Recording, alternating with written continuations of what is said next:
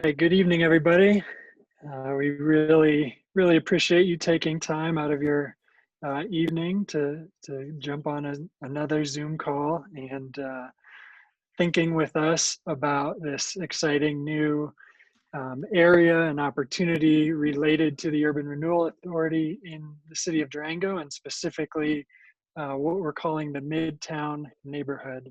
And we'll get into more of those details as we move through the meeting, but we just really, again, appreciate you signing on, and we're gonna try and get through our content in about an hour and 15 minutes and leave plenty of time for questions and dialogue at the end. So we look forward to answering your questions and talking more about this initiative. So my name is Scott Shine. I'm the planning manager for the city of Durango.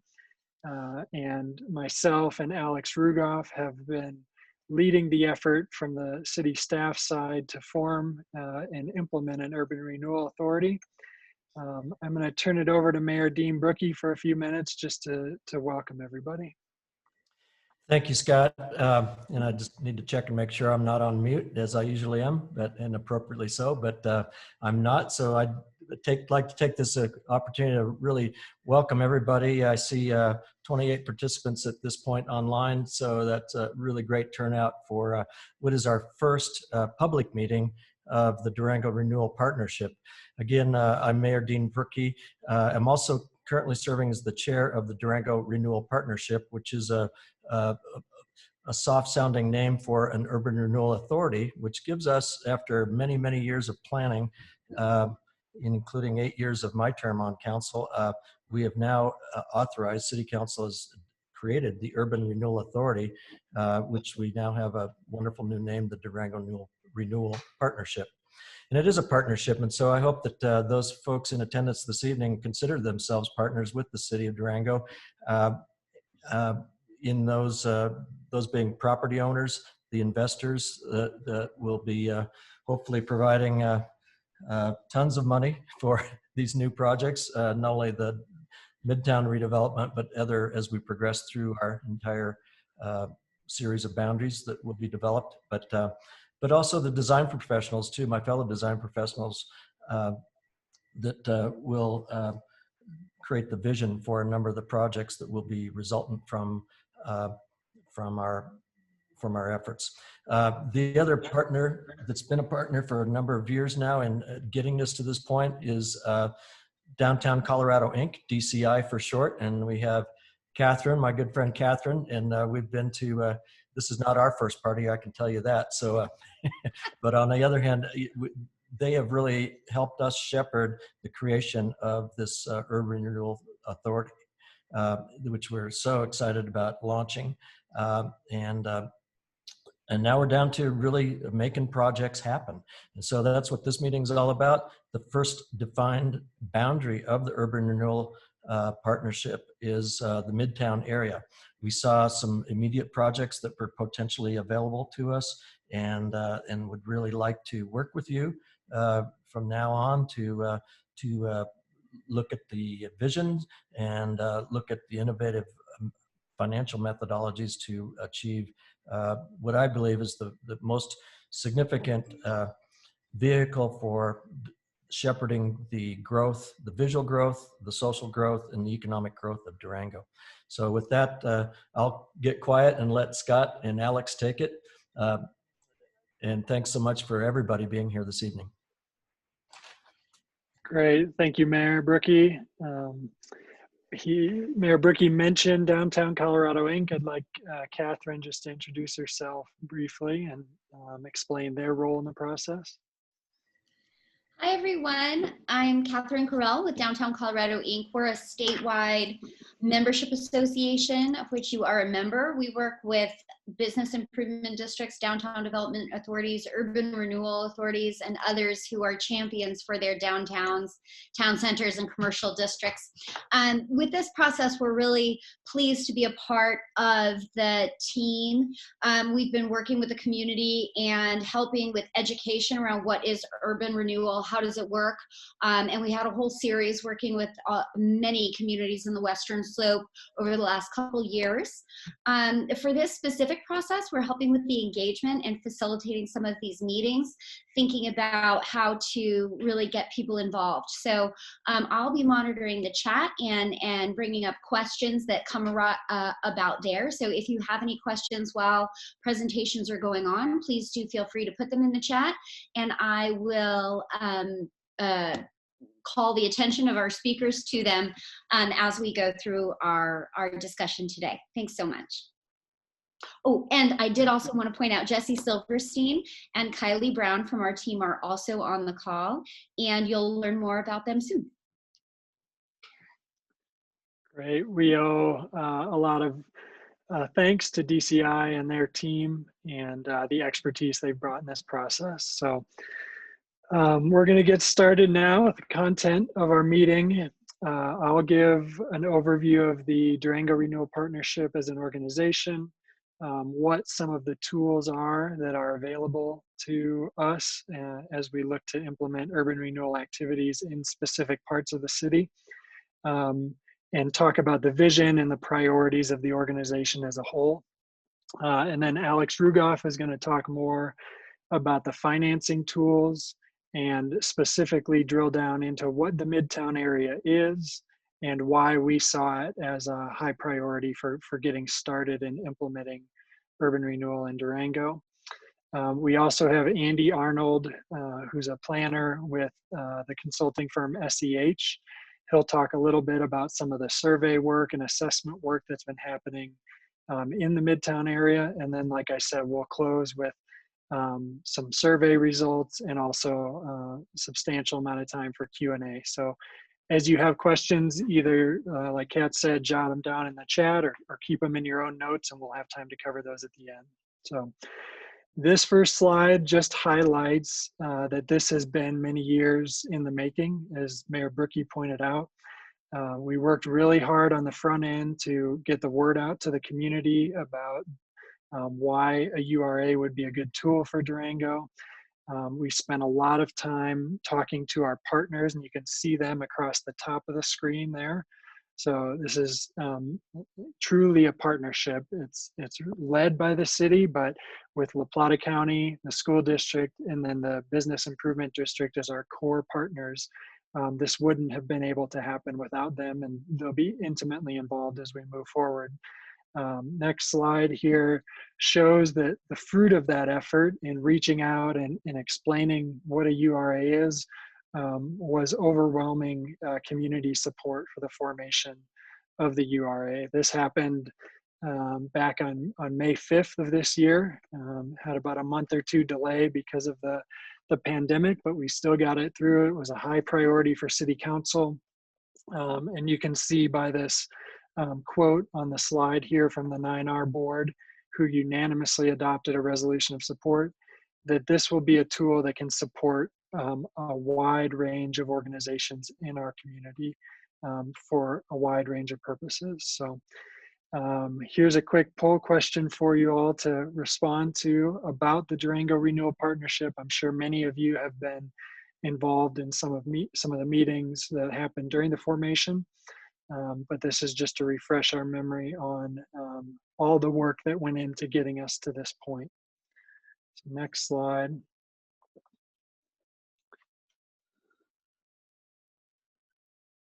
The next slide highlights the adopted vision of the Durango Renewal Partnership. And what we tried to do with this statement was really distill what are we trying to accomplish. We have a lot of community buy-in here. Where do we want to direct that social capital and community capital? And this really summarizes what we're looking to do. We want to facilitate reinvestment in areas that are underutilized to address community priorities and create thriving places. We really feel like that gives a good big picture view of what the work of the partnership is. So as we drill down a little bit further into the mission and the priorities on the next slide, you'll see that our work is really focused on making great places.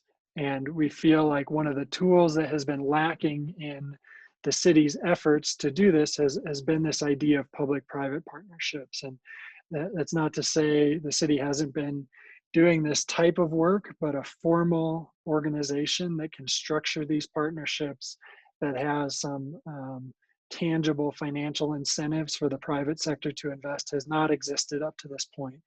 And so really focusing in on the city is here as a partner. We're not just reacting to development proposals that come in. We're trying to direct development activity, trying to shape it in a way that meets broader community objectives. And you can see the top 5 priorities that were identified by the URA board to get us started. So at the top of the list, affordable housing, affordable, attainable workforce housing, all those things are sort of synonyms, but generally trying to be a catalyst for the provision of more and diverse types of housing in the community. That's our top goal. We're looking at a variety of ways to do that.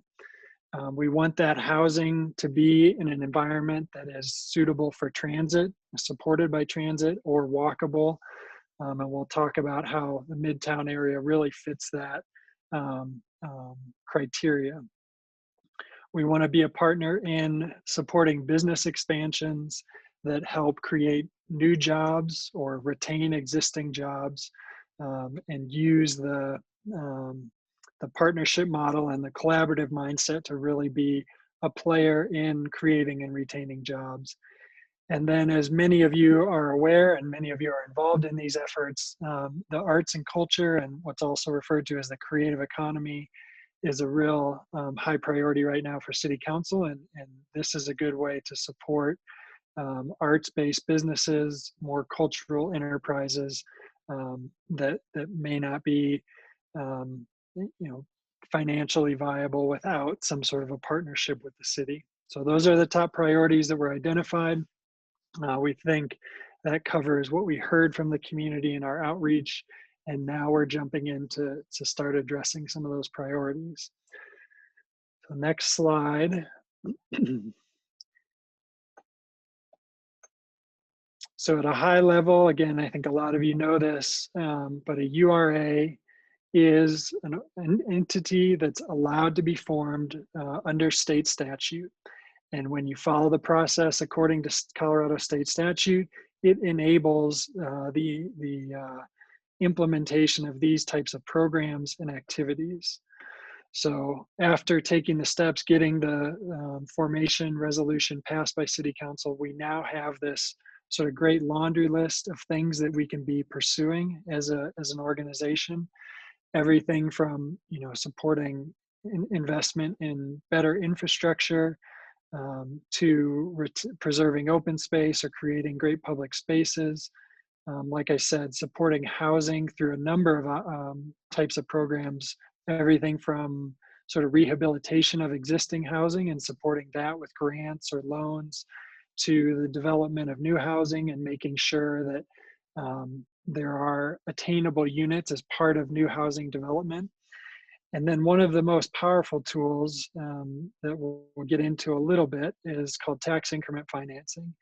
And that is a way that we can make this talk about partnerships and collaboration really address the bottom line. It puts future tax dollars to work in the present to make projects viable for development. And so I'm going to pass it off to Alex now, and he's going to go into some of the details and some case studies of projects from other URAs that we think are good models for projects in Durango. Thank you, Scott. I'm Alex Rugoff, the Business Development Coordinator with the City of Durango. It's been really fulfilling to work on this URA formation and be a part of this Durango Renewal Partnership and get to meet a lot of you and start to create some good connections. So maybe looking at all the priorities Scott went through and thinking those are really great: affordable housing, job creation, open space preservation. Okay, but who's going to pay for all that? And one of the most valuable ways that a URA can help facilitate that type of development, the development that we want to see, is through tax increment financing. And I want to be clear starting off that tax increment financing, or TIF as I'll refer to it, is not a tax increase. URAs legally cannot increase tax rates. They can't even put it up to a vote. So the URA cannot increase your tax rate. I just want to make it very clear at the beginning. Here's a little question. Hopefully we can all get 100% on this. So how tax increment financing works is essentially uses tax revenue generated from economic development and growth, captures the new tax generated from that, and can be used to pay for improvements. An example, let's take, imagine a vacant building and used to house maybe a commercial space. The business moved out and now it's sitting vacant and it's on the market. A developer looks at the property and they want to turn into a 2 or 3 story mixed use, maybe retail or a restaurant on the bottom floor and then housing on the 2nd and 3rd floor. But the property has some environmental issues, maybe it has asbestos, and it's just going to be really costly to redevelop. This is where the URA can step in and create the tax increment financing, a TIF reimbursement agreement. And how it works is that, let's see, the good poll results, by the way, 100%, very nice. How it works is that you create a base, so how much is that vacant building generating right now in property taxes? There's no sales tax because there's no commercial component, probably not that much in property taxes. You look at the graph, that's the base. And now a development comes in and turns into a 2 or 3 story mixed use building. Now there's a restaurant on the bottom floor and there's 2 levels of housing on the 2nd and 3rd floor. Now the property is, the assessment value increases. So that means they pay more in property tax just because the valuation of the property goes up. And now that restaurant that's in there is generating sales tax. So we can capture that sales tax and that increased tax revenue because of the increase in the valuation. We can capture that tax revenue, and that's called the increment. And a portion of that increment, or all of it, can go back to help pay for costs. Maybe it's to put in new sidewalks. Maybe it's to require 30% of the units are affordable for teachers and workers in Durango. Maybe it's to help with the asbestos removal and other types of public improvements. The increment cannot go towards a business wanting to purchase things for internal purposes, say they wanted new printers and new computers. It couldn't go towards that, but it could go towards things that improve the public goods in public domain. So maybe it's a new facade or new signage or whatever it may be. Why don't we go to some real world examples of how this has worked. URAs are quite popular in Colorado. There's over 60 of them right now that exist.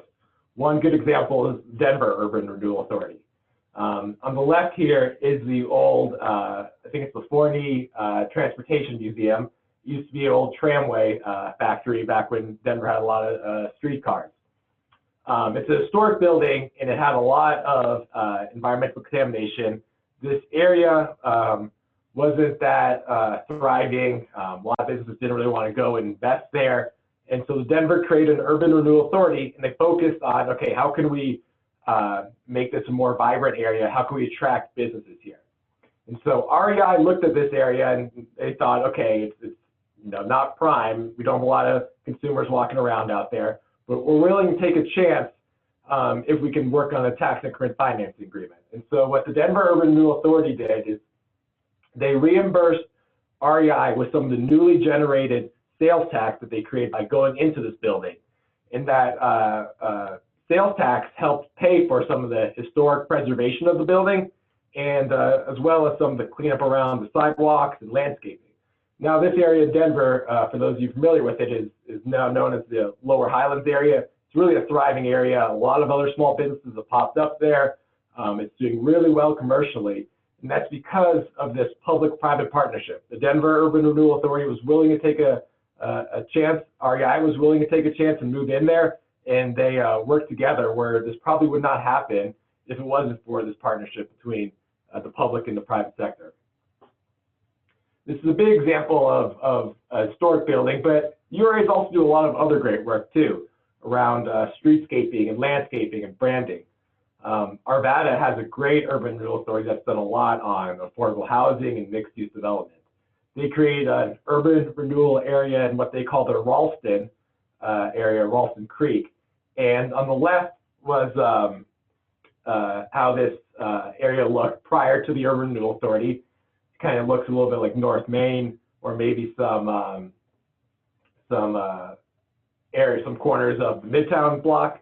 And the Arvada Urban Renewal Authority took some of the tax increment that was generated from new business growth, new housing growth, and economic development growth in the Ralston urban renewal area and put it towards streetscaping. So you can see what that corner now looks like on the right. It's got some cool branding, it's got sidewalks, it's got better trees, better lighting. This looks like a nice place you'd want to go for a walk. On the left-hand picture, it does not look like a place you could ride your bike through or walk your dog through, but looking on the right side, this clearly this new streetscaping and this investment into the public spaces now makes this a much more attractive place for business to move into, families to want to live and be near there.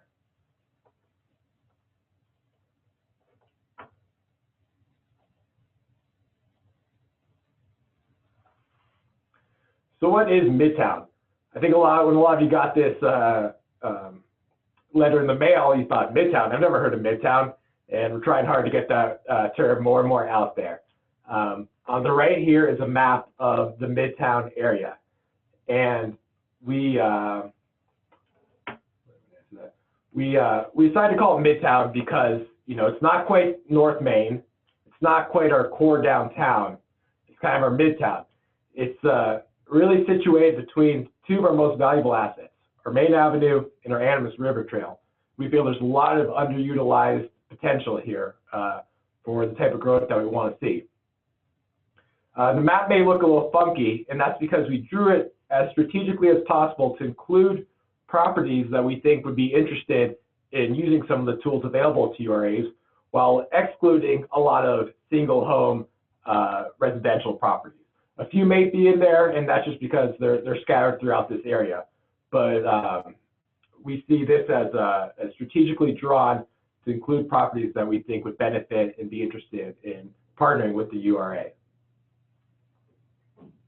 We also heard a few different other names. I think on the survey, I saw Nobuck, north of Buckley. I heard another one was Sonoma, south north Maine. For now, we'll be sticking with Midtown. I think people like it. Some people think it's okay, and maybe one person doesn't really like it too much. But hopefully we can get Midtown to stick, and we think that branding it really helps. We've seen this in the North Main with the work that the bid has done to help brand North Main as North Main.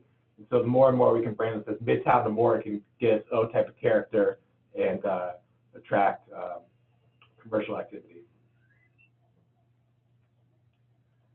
So the Midtown area is our first area that we're targeting for the URA. City staff met. We put it up for we went through a different number of our character districts. We gave this to the URA board, our Durango Renewal Partnership board, and the board voted to target Midtown as our first URA area. And why did we look at Midtown? We see it as, for one, as I mentioned, it's really situated around a lot of our valuable assets between our core downtown and the river trail, but going through some assessment values, looking at a lot of properties, we feel there's a lot of underutilization. We feel it'd be a great place to target some of the things that we know we need in Durango, such as housing, having it close to downtown, having a lot of transit options available. We also see the timing of the 9R administration building going on the market, as well as Buckley Park as a big tool for the URA. Thinking about strategically from a tax increment financing perspective, the 9R building right now is essentially tax exempt. It's a public building with no commercial activity. Say it moves on to a private developer comes in and wants to do something maybe similar to a Smiley type development. Maybe they want to put housing in there. Maybe they want to put a local version of an REI in there. Well, now all of a sudden you're going to see a lot more sales tax or a lot more property tax rise. That increase in the tax revenue can then be generated and used to help maybe pay for some of those affordable units, those housing units be affordable to our workforce, or maybe it's used for some streetscaping or grants to small businesses or open space preservation. it can also be one tool to help make sure that we preserve Buckley Park in the public domain.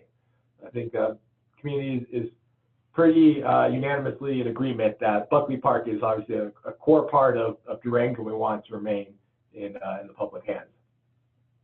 Like I mentioned, we see a lot of housing and commercial potential. A lot of urban renewal authorities in the state collect some of that tax increment financing, and they create small business grant programs. These could be small grants that are used to help businesses with potentially a new sign or a facade improvement or maintain their historic structure. And then it also meets state requirements. And we'll go next into some of those state requirements. We're also right now where we are in the plan is we've identified the boundaries. Staff is working to draft up a plan. We hope to get this drafted up in the next 3 or 4 months or so. But as we're doing that, we're really trying to collect 3 or 4 weeks. 3 or 4 weeks, sorry. Yeah, we hope to get that by December 15th. And that's why it's timely to have this meeting here so we can get a lot of public feedback on what those goals should be. But in order to pass state requirements and designate this as an urban renewal area, we need to conduct a condition survey. And so we partnered with the local firm, SEH, formerly Russell Planning and Engineering. And we're working with the planner there, Andy Arnold, who's an expert on urban renewal and economic development. And I'm going to hand it over to Andy now to walk through what that condition survey looks like. All right, thank you, Alex, and hello, everyone. It's an honor to be here with you. I'm going to real quickly take you through what a condition survey is, its role in forming an urban renewal area plan, which will then allow us to have these kind of projects that Alex and Scott articulated in our community and in the Midtown area. So I'm going to answer this question real quick and jump right into it. So first of all, Colorado's urban renewal law, which was passed in 1958, outlines a series of blighting factors. Now, I know what you're thinking, blighting's a pretty strong term. That's why they called me, and I was born and raised in New Jersey, so I might be an expert on blight. But the reality is that Colorado has this term, blight and slum, that came from the 1958 that have stayed with the urban renewal law. But as we're going to take you through it, real world scenarios, real world conditions that you would see in your community today qualify as these certain factors to allow an area of our community to be eligible for urban renewal activities. So these factors are, when you're going forward and trying to form an urban renewal area, you have to catalog these factors in a condition survey. It's required by state statute. And the condition survey has to find 4 or more of these blighting factors. They have to find 4 or more present in that survey boundary area so that you can go on and designate it as an urban renewal area, form that plan, and get this exciting type of redevelopment and reinvestment in that area of the community. Next slide, please, Alex.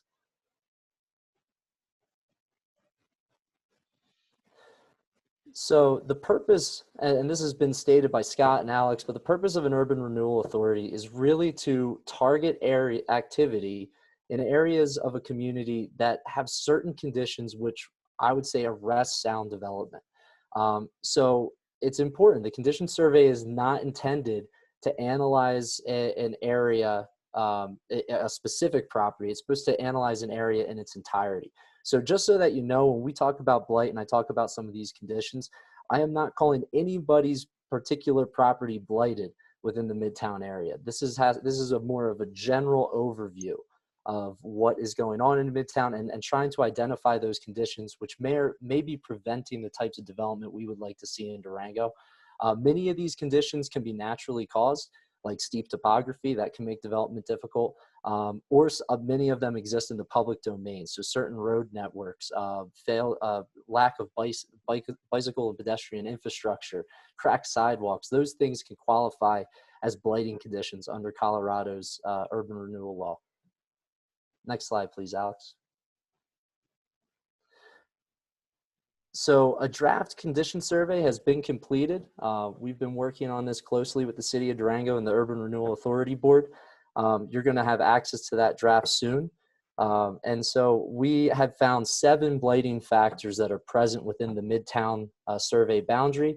That means that it's over that threshold of 4 blighting factors. So this area does qualify for urban renewal projects and activities.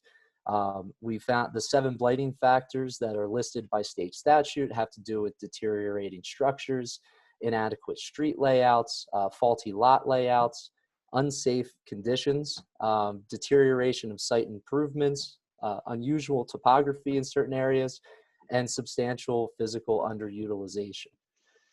And in our report, we go into more detail as to all of the conditions that specifically align with each one of those factors, and cite areas throughout the Midtown survey boundary where they can be found. All right, is there another slide, Alex? Oh, perfect. So when we went about our condition survey, there was 2 things. One, it's a lot of field work. We go through the condition survey and we go around, or we go through this survey boundary area. We identify certain elements or certain blighting factors that are present, but then we're also doing an analysis on, oh, sorry, my dog's jumping on me. We also are doing an analysis on each individual parcel. We want to see if there's an underutilization. We're looking at assessed values. We're checking out and seeing if land assessed value is exceeding building assessed value. There might be a chance for redevelopment there. We're looking at land to building ratios and seeing if there's a lack of utilization on the land, on that land. Maybe there's a very small structure and a lot of land. And as we know here in Durango, land's a finite commodity. It's a precious commodity, especially given our topography. So all of that goes into this condition survey report. I'm looking forward to getting it out to you guys so you can review it. But I guess the moral of the story is that the Midtown area is ready for urban renewal, and we can move forward with the urban renewal plan. So thank you, Alex. Thank you, Scott. Great. Thanks, Andy. Alex, would you go back to all the way back to the vision slide for the partnership, and then some of the priorities? I see Shannon join the meeting, and I just want to make sure she gets some of that bigger picture framework. So again, so now we've drilled down, we've gone from this big picture vision. We've talked about, okay, where in Durango do we see opportunities to effectively target reinvestment to address areas that are underutilized so that we can make it more of a thriving place. And when we had that conversation, you know, a number of different areas came up. We talked about Highway 3 and Sawmill. We talked about Bodo down south. We talked about even North Main and other parts of Camino del Rio. But really the URA board felt like this Midtown area, which is kind of right between the central business district, kind of parts of Camino, and then not quite all the way up into North Main, that this area really helped accomplish this vision. So, and then going to the next slide on priorities. Again, just a recap to help those of you who may have maybe joined a little bit later. These are really the priorities of the partnership at this time. And when we start to look at the Midtown property and all of the potential there, it really checks a lot of these boxes. And so we're moving forward, as Andy summarized, with meeting the requirements as per the state statute to enable the tools that we talked about, like tax increment financing, other sort of grants and loans for property owners and business owners in the district. I thought, you know, everybody might be interested to know, we don't have a slide on this, but if you go to one of the map slides, Alex, the boundary includes right around 50 acres of land. Again, right sandwich between historic downtown, the river, the state highway, and 3rd Avenue. So that's 50 acres. There are 225 parcels within the boundary and about 150 unique property owners. So we sent out letters to all those property owners. We've been getting a lot of phone calls and having a lot of dialogue with the property owners about some of these topics. And the biggest chunk of the two largest zoning districts in the Midtown area are CB, which is our central business district, and then MUA, which is mixed use arterial. That's really the Camino corridor and up along North Main up to the Animas River Bridge. Those are the two biggest zoning districts. And overall, it's results in an assessed value of about $43 million in property, according to the county assessor website. So just some interesting numbers to help you get your head around the Midtown area, and again, what the priorities are and how a URA will help us accomplish those things. So thanks for that refresh. I see some questions are starting to pop up in the chat. So let's go down to some of the results that we've gotten so far from our walking tour and survey. One of the things we'd really like to encourage you to take, and if you've taken it, to pass our survey, our online survey, on to your friends and neighbors. We'll send out links after this meeting, but we have a really interactive and visual survey, and we're asking questions about what property owners, what business owners would like to see happen in this area. What are the needs of the neighborhood? How safe do you feel in the neighborhood? What can be done to make it, safer for bicycles? Those types of questions. So we really want you all to take that survey and give us that written feedback. You can see a few of those responses here. As Alex mentioned, keeping Buckley Park, obviously a high community priority. There's a lot of different mechanisms that can be used to preserve that park as a public space, and City Council is working hard with the school board to look at those options. What we're doing is we're just adding another tool in the toolbox with the URA.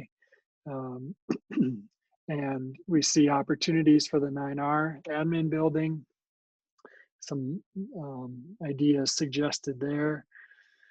Thinking about how this area might be different or maybe appropriate for a higher level of development intensity than other areas, and some suggestions for housing their townhomes. So we're collecting all this input. Again, we'll send out links after this meeting. We're hoping to get a lot of responses to that survey.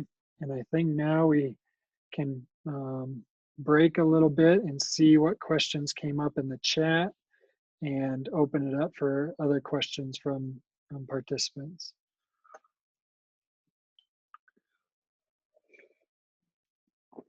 Let's see, I'm gonna look through. So Scott, I think there's a couple people who made some suggestions about other things to focus on. The Mason Center, Ryan and Greg both commented on that. Great.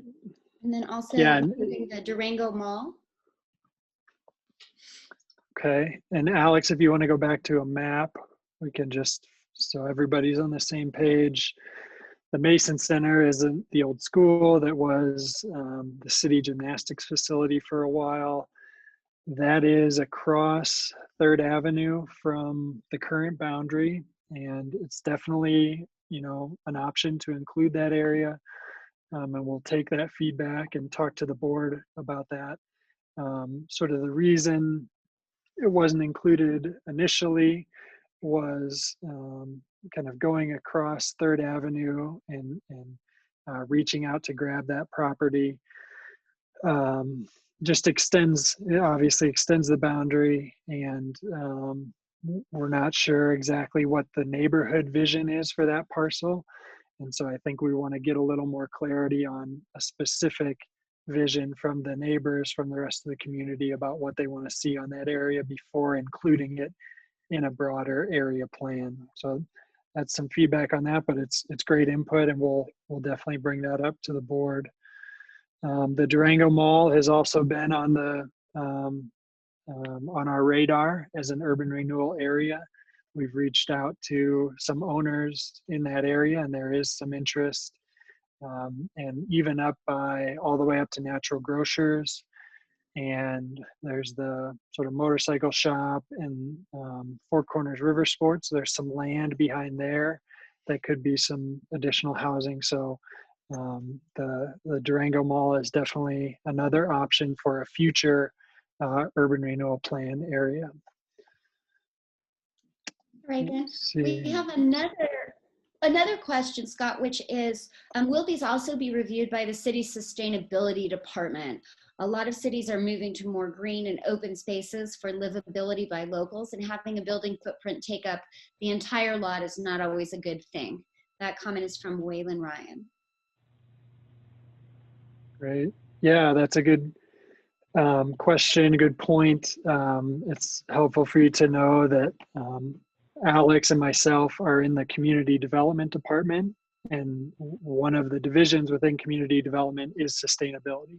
So we're right in the same department. We're working very closely with our sustainability coordinator on this and a lot of projects. You know, one of the other really big aspects of trying to grow smarter is maximizing existing land that's served by existing infrastructure. So these types of properties have water, sewer right there. You're not constructing a lot of new improvements to serve these properties. And when you think about locations for new housing, you want those to be in walkable or areas that are served by transit, and this definitely meets that criteria. So sustainability, looking at it from a number of different angles, will be a factor in our sort of next steps in assessing which development projects are the best fit for us to partner on. Scott, I would add that these plans are reviewed by the Planning Commission and ultimately adopted by City Council, make sure they conform with our goals. And it's really a way to be more proactive. We know this area is going to change and grow, and by adopting this urban renewal plan, we can be kind of proactive in shaping it to make sure it meets our goals and how we want to grow in the future. We also got a couple of ideas around the priorities that you had discussed. One was with the overall priorities for the partnership and thinking about including repurposing office space. That came from Tim Walsworth. And then there were a couple more comments. Jeff mentioned trail connectivity. Specifically to the Midtown area, if I understood correctly. Yeah, that's great. And some of that has started to happen a little bit. There's been some sidewalk improvements, the connection across 15th or Florida at 2nd Ave to get across to Rotary Park. There's a sort of a parallel effort too by the Creative District to think about connecting Buckley Park over to Smiley Building and then down to Rotary Park and the River Trail. So that's definitely on the radar as a potential project to support. And then, Jeff, I think what you just pointed out is across Camino. Oh yeah, thinking about transit and trail connectivity. So Jeff, just for those who didn't read it, Jeff's comment is that he was thinking about transit and trail connectivity throughout Midtown, but also to link beyond those boundaries. Great. And then and we'd invite people now, if you want to, come off mute, if you have questions or comments, we're happy to take those as well if you're not wanting to type in chat. So. And I think Jesse Silverstein made a comment regarding the poll question about incentives, which we had an overwhelming yes on. Jesse said rather than incentives, he likes to think of it as public co-investment with the private sector. Do you want to talk a little bit about that, Jesse, while we're waiting for other comments? Sure. Thanks, Kat. Yeah, mean, when you're talking about using tax increment financing or any other incentive or financial tool to leverage a project forward, one that wouldn't ordinarily go into redevelopment from the private sector because of feasibility issues and things like that. It's taking money, publicly sourced dollars, and really sharing the risk. And I'll explain that in a little bit too, but sharing the risk a little bit with the developer, covering costs of public infrastructure, utilities, environmentals, as Alex had mentioned. And TIF funding can only be used for public improvements, but there's a lot of things that can help redevelopment with that. And so I really think of it as the community investing in its own future, and the return on investment to the public could be more tax revenues, actually, even though some of the tax increment may be going back into the project to pay back bonds or financing of some sort, or back to the developer to cover their costs. It's really investing in the community's future, again, through either increased tax revenues, but really increasing affordable housing, increasing customer base for businesses, and bringing more entrepreneurs in. So those are all kinds of investments, public investments, that I always look as the public sector investing along with the private sector in a public-private partnership, where each one gets its own rate of return. And those can be measurable and looked at as well. Yeah, that's kind of what I meant by that. That's great. Thanks for that, Jesse. Jesse is helping us on sort of a parallel project. He's helping the URA look at publicly owned properties throughout the city that might be good opportunities for housing development or mixed use development in partnership with the URA. So Jesse has a lot of experience working with municipalities throughout the state, and we're excited to have his expertise helping us look at what assets we have as a city and how can those best be used. So. Yeah, happy to join you. Yeah. We do have another question from Waylon. Have studies been done on how these could affect the intangibles of Durango, for example, views of the surrounding land? This affects not only locals and what draws and keeps them living here, but also our competitive advantage as a destination for visitors. It might be a good idea, in addition to getting the bid involved, but also DATO, data.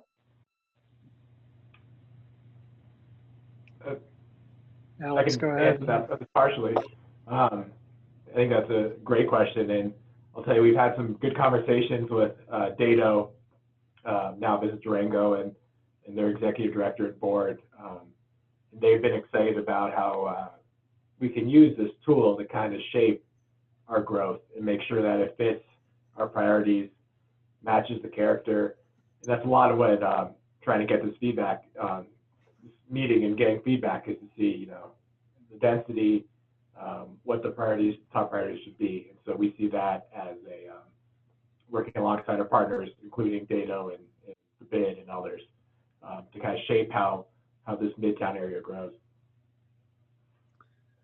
Yeah, and I think as far as I really like how you, Waylon, you called it the competitive advantage, and what we refer to a lot in our office is the character of Durango, and making sure we grow in a way that retains that unique character and that great, the sense of vistas that we all love when we drive through town. And so that's absolutely a part of what our office does generally, and it will be integrated into these planning efforts.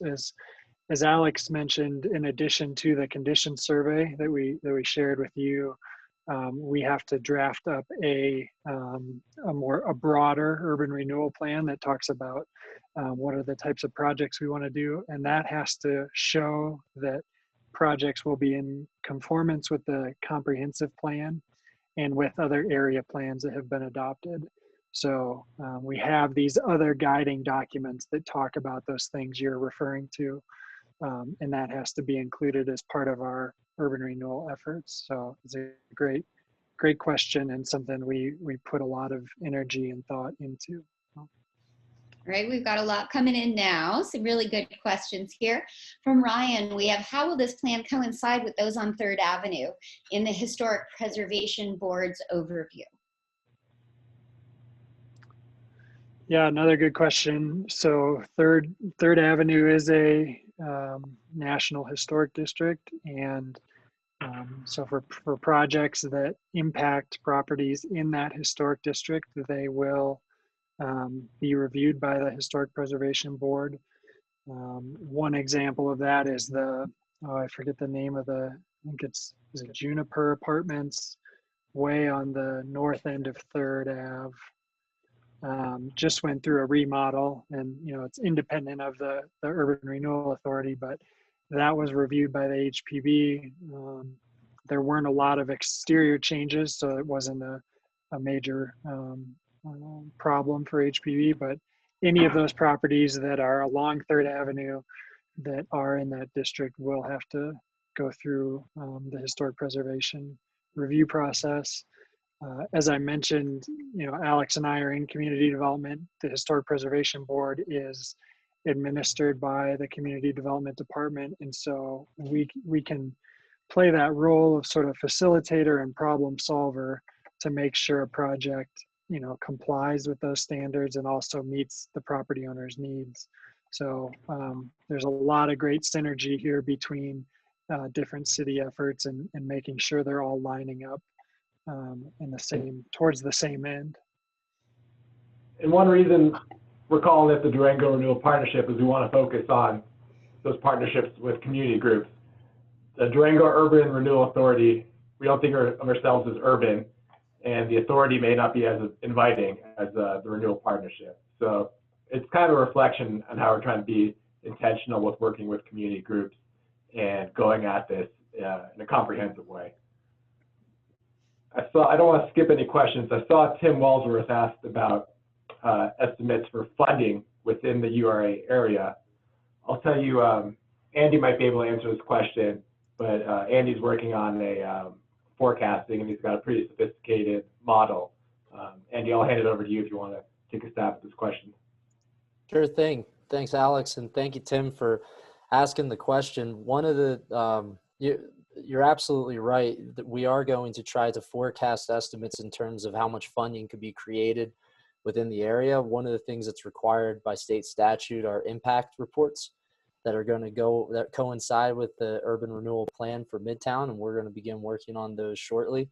Another thing that SEH has brought to this is an incentivization model, so that we can look at individual development proposals, and in conjunction with Alex and Scott in the Community Development Department and the URA board, get a very clear picture of what kind of tax increment could be generated for different developments. And this allows the URA board to be able to quantify the benefits that could come from various developments that happen throughout Midtown. And it also helps with this idea of partnership. Like Jesse said, this is it's the public side co-investing with the private. You have to know how much you can afford to invest in, and how much you can support these various projects. So we do have those models prepared for the Midtown area, and they can be used throughout the city. All right. We have a two-part question that goes together. So I'm going to jump over one and then I'll come back to it. The city-owned property at Mason Center is a great example of what Scott just described. And I believe you were talking about the Dado and those partnerships at this point in time, or the historic preservation. I think also looking at publicly owned properties and how those can be used to in an effective way. I think that's sort of the land banking idea. So yeah, land banking, public-private housing development, a topic for another day, but not but keeping it on the table. And then he said, are other properties in Midtown that meet that example? Yeah, there are a number That meet of that criteria. Sorry. a number of publicly owned properties. Two of the most prominent are owned by the county, La Plata County.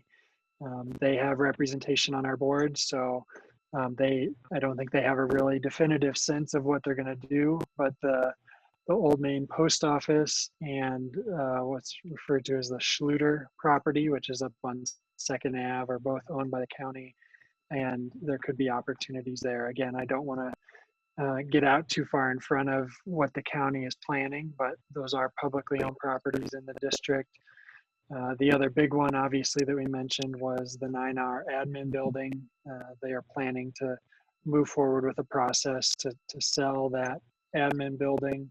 And that right now is a publicly owned property. So those are some of the big ones that we see. The other is River City Hall and the Powerhouse properties down along the river and the fire station.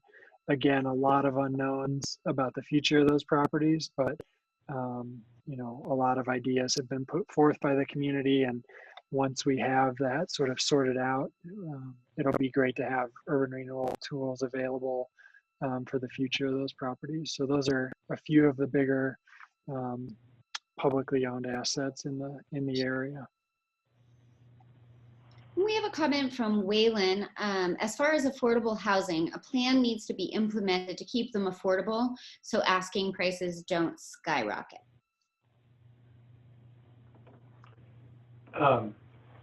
Just give that one a thumbs up and move on. Yeah.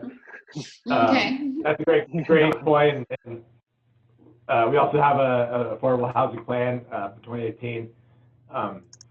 Jim asked a similar question too. A lot of downtown apartments have been converted to vacation short-term rentals. Have we built in some safeguards to make sure that new housing doesn't turn into short-term rentals? I'll try and answer both questions, but essentially the URA can allow us to be very intentional about these new types of housing developments, and we can write into agreements in tax increment financing TIF agreements requiring that these units are affordable to, say, someone making 60% of the area median income.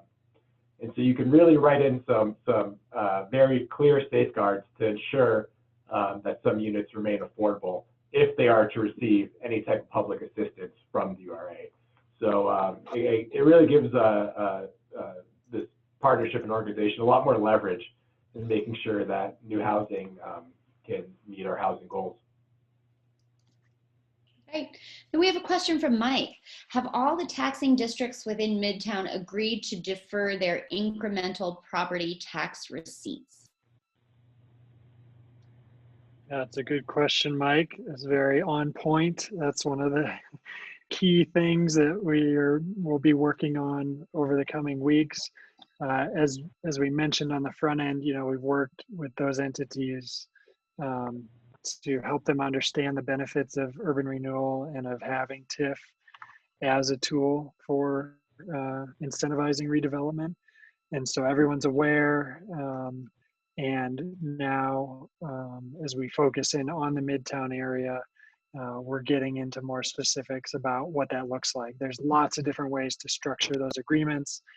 A taxing entity can contribute 100% of their incremental revenue or any range of 1%. And so we can talk through what those possibilities are. Are they comfortable with 100% commitment? And go from there. You know, it's all part of sort of negotiating and explaining that, you know, if it wasn't for the URA putting effort into this area, those tax dollars won't exist. And so it's not like they're giving up something that they would get anyway. They're just agreeing to redirect those dollars to further accomplish community goals like housing and other things. So that's in process, but we're hopeful that we'll be able to get to good agreement with all those entities. And Scott, are you able to negotiate that agreement with the entire kind of district as opposed to property by property? Yes, yep, we do it on a district basis, and that's part of what Andy and his team are working on, are doing some projections to say, okay, over the next 25 years, what are some realistic expectations of what that revenue would be, and just starting to put numbers to the theory. So. Great, thanks. We do have another question specifically for Jesse. Mixed use is a constant theme, but for the future of traditional retail seems to be in doubt. And what defines an office is now in flux. What's the current thinking on these? Well, I can give you my opinion, which I've been following the real estate and business impacts of the pandemic pretty closely. And the simple answer is nobody knows. The more spread, the longer answer is traditional retail. I don't know. Can we swap old fashioned for traditional? It's kind of interesting what we're seeing in terms of even.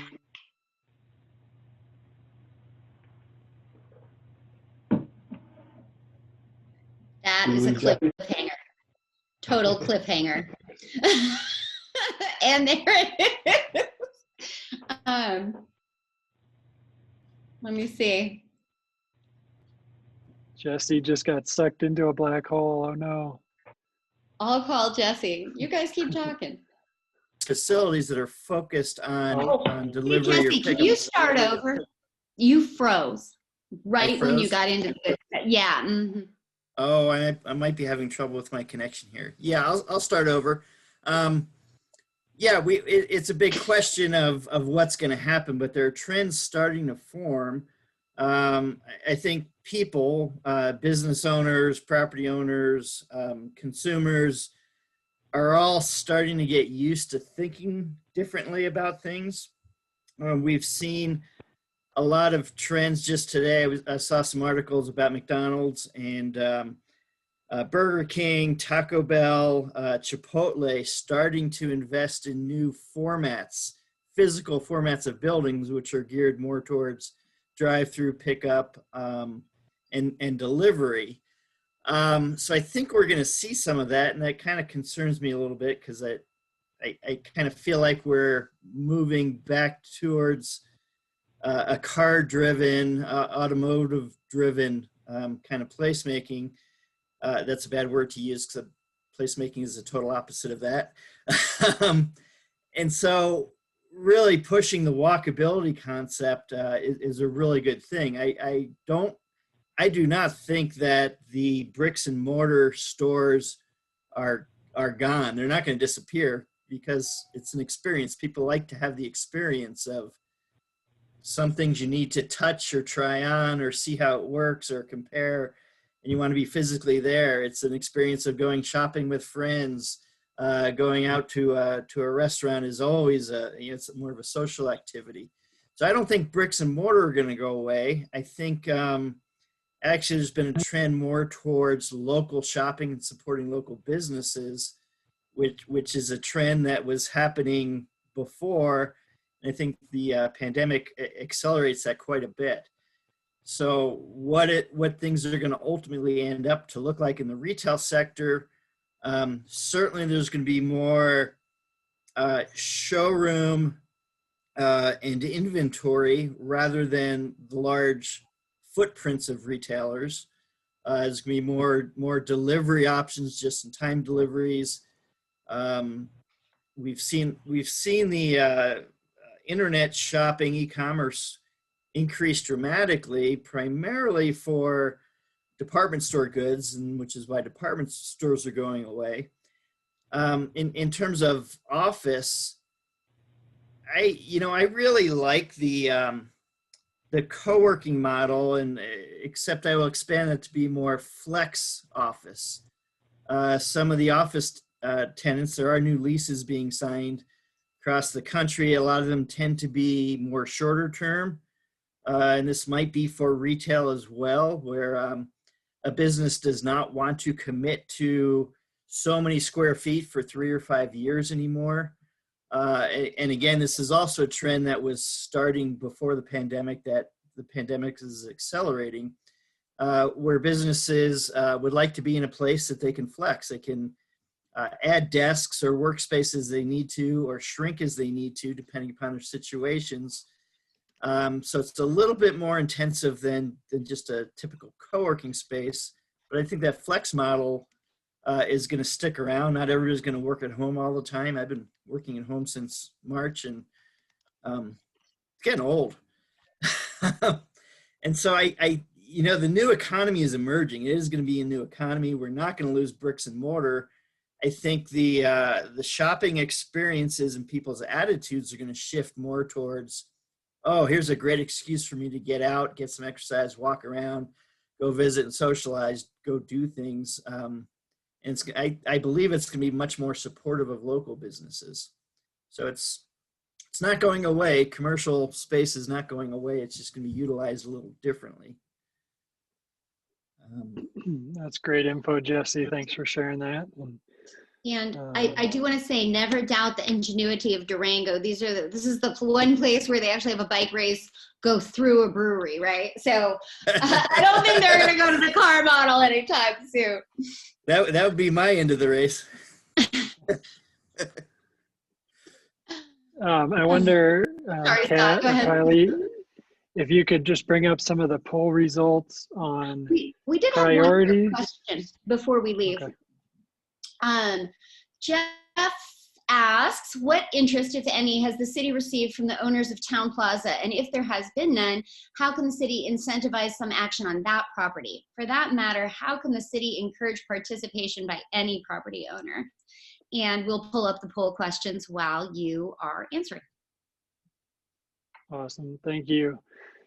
We have had very preliminary contact with Town Plaza, which is one entity on the north, and then part of Krager's, Ace Hardware, and City Market are owned by another entity. And we've had initial conversations with them, primarily related to a project that CDOT's going to be doing on Camino del Rio in the next year or two. But we're trying to build that relationship. They were involved in the North Main and Camino Character District.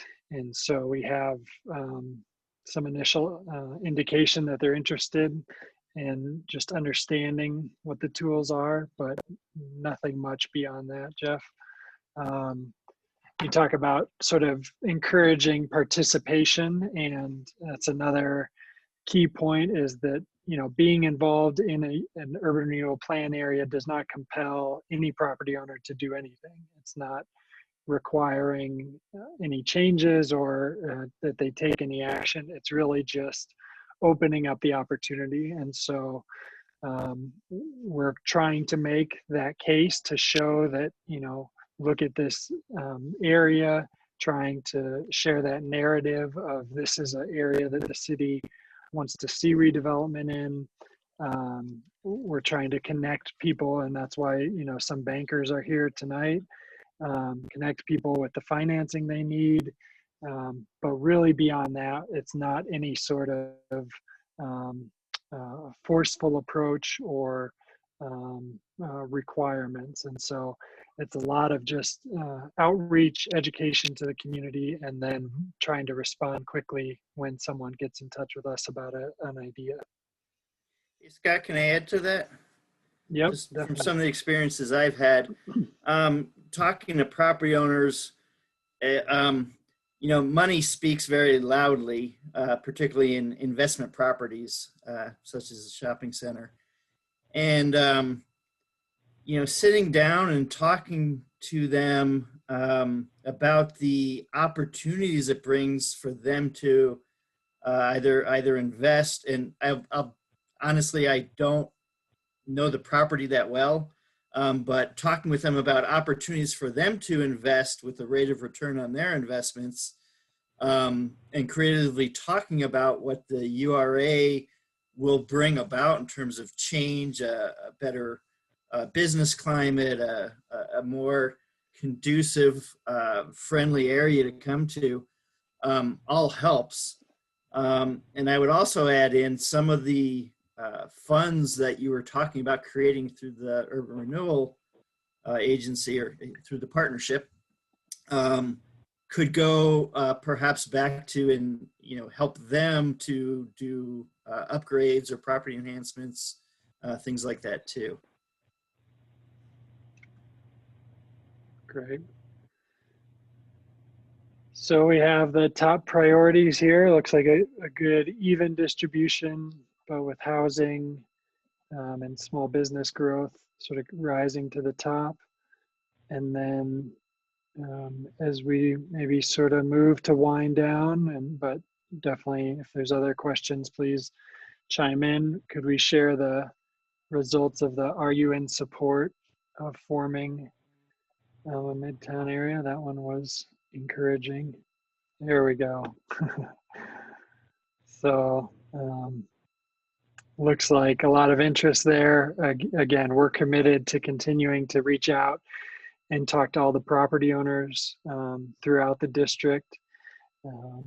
And we appreciate your help in getting the word out. And I think Kylie just shared the link to the walking tour and survey. So please, again, share that, take some time to fill out that survey. And I think our contact info is on the last slide here. So if you have follow-up questions, suggestions.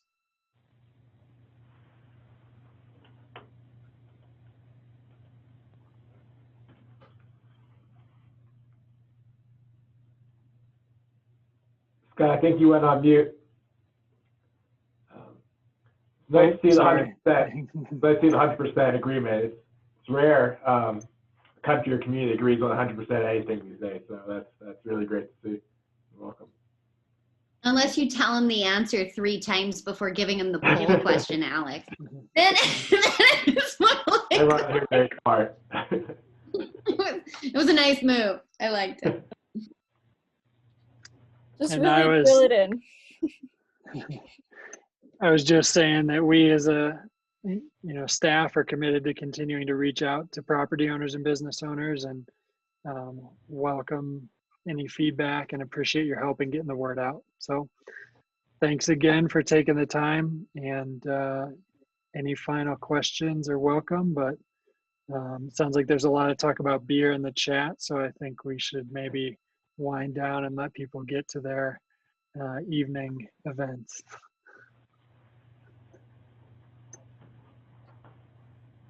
Great. Take care, everybody. We'll be in touch. Thanks so much for a great conversation. Thank you. Good job. Thank you.